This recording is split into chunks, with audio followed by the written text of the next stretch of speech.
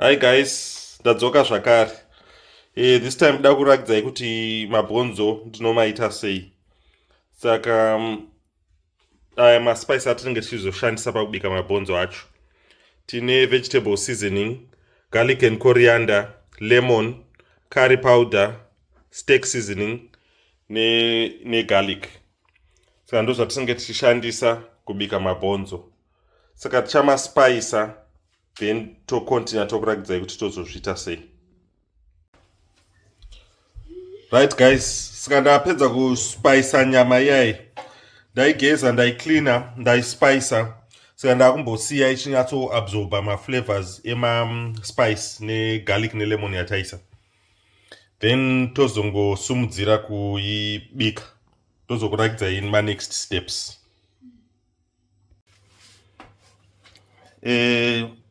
Guys, tine mafuta mupoto yedu iri pastove. Mabhonzo aya tamamarinata for a few hours. Saka takuda kungomafry. Saka tokurakidzai process yacho. Saka mafuta edu ati pisei takuchiisa manje.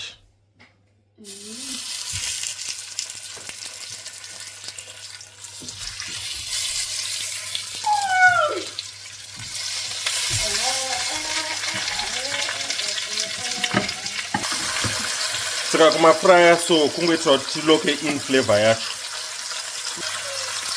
Kuloka in flavor ndo searing yacho iyo yatiri kungoita.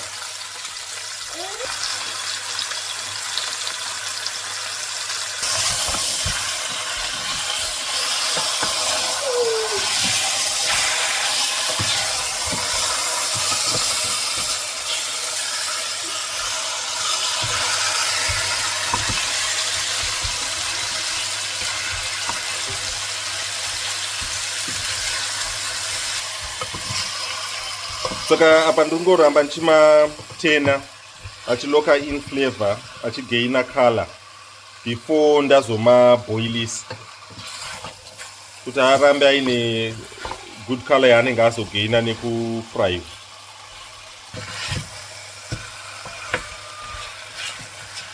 Saka pandinopedza kumatena ndichakuratidza kuti anenge aita sei before ndamaboilisa. Saka guys, ndaramba ndichikanga mabhonzo angu ndopasvika anyatsotsvukira, anyatsoabsorba maflavors emaspice atikaisa aya. Saka izvozvi next stage kunenge kuri kuisa mavheji edu ataprepare. Saka tine tomatoes, tine ma-red peppers, ma-white onion, ma-red onion, tine garlic, tine coriander, then tine ka-chicken stock cube. Panapa ndo stage yekuti kana paine zvako zvaunofarira unobva waisa. Kana uri munhu anofarira mhiripiri unobva waisa mhiripiri yako. Kana paine zvimwe zvaunofunga kuti ungade kuwedzera flavor mabhonzo ako, ndo time yekuzviedha inei. But otherwise mukuona kutsvukira kwaita, it's because tamakanga aine maspice. Saka taramba tichimakanga, then tosvika pastage yekuzoisa futi madomasi edu necoriander.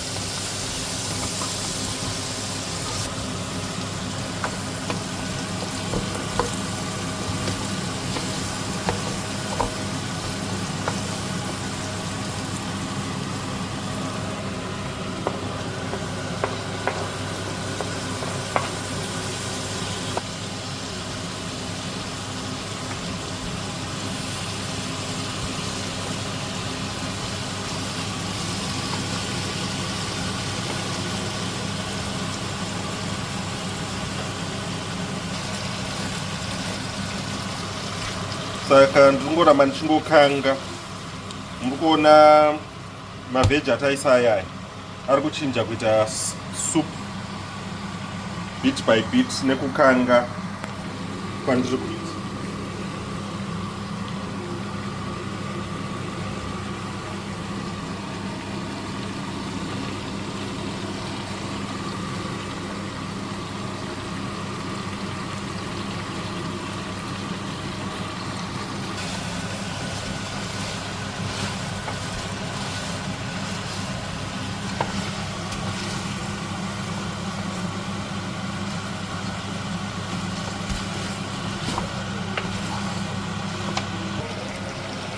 Saka ka vegetable cube kedu kaika takaisa mu hot water apa. Saka tobva takaisanganisa ne hot water iyoyo. Painenge yanyatsosangana ndo yatichaisa mu mabhonzo edu. Because tichada kumapa time achiboila apa asati asvika pakunyatsoibva.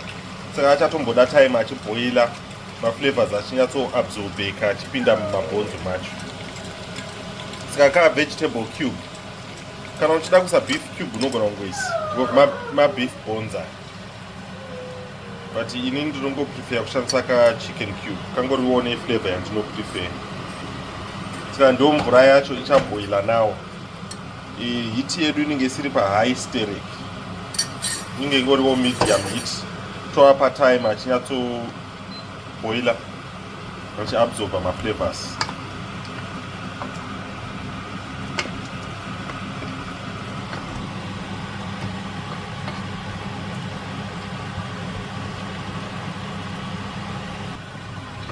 Saka pataisa coriander yedu yatandisina kupedzisa kuisa.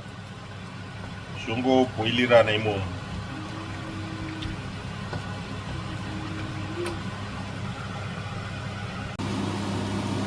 Hi guys, ndo pasvika zvinhu zvedu zvichiri kuboila nekuabsorba maflavors. Saka toramba tichitombo. So far it's been probably 45 minutes to an hour zvichiboila. Saka tombozvisiya futi. Then after that tagadzira zvatichafinisha nazvo. Tine tuma veg twedu, white and red onions nemapeppers netuma green onions. Saka so far ndo patiri.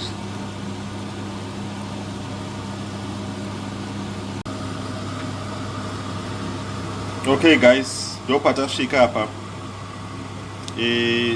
Mabhonzo edu are nearly there. Saka takutoita mafinishing touches edu.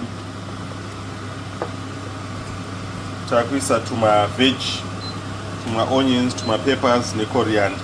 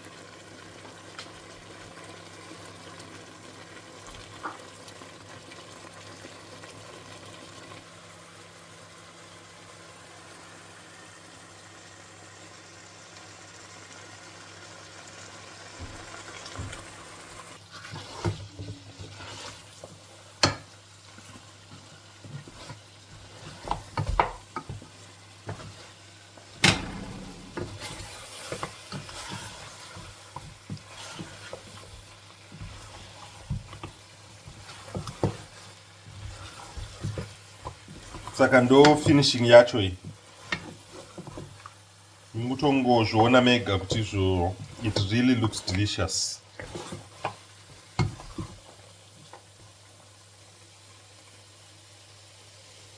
Muti murikuona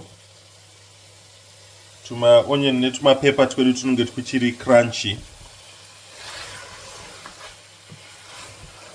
Matufane kuibvisa sterek.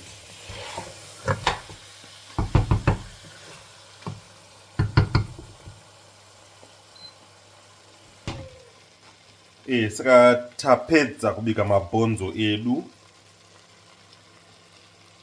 Kwasara kungodisha. But ndiwo mabhonzo acho aya.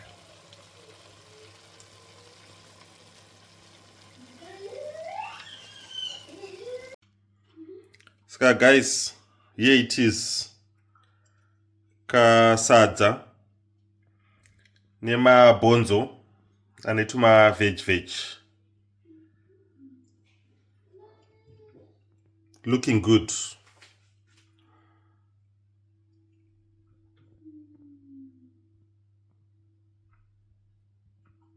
Thanks for watching, guys.